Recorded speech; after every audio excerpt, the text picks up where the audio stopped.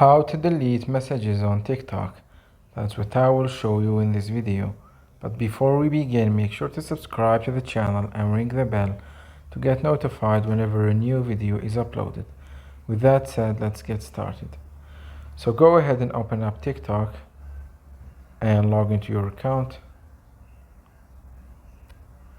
Once you do that, click on the inbox icon at the bottom right of the screen to go to the inbox and messages section.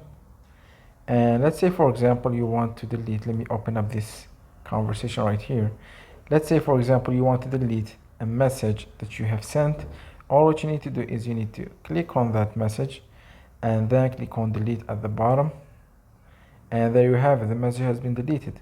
However, if you want to delete the entire conversation, what you need to do is you need to go back to this inbox section and you need to click on holding that conversation, and then from the pop-up list at the bottom, click on delete, then click on permanently delete this chat to confirm, and there you have it, the conversation has now been deleted. So that was it for this video. That's how you can delete and remove messages, conversation and chats on TikTok. If you have any questions, please leave them in the comment section down below. With that said, see you in the next video.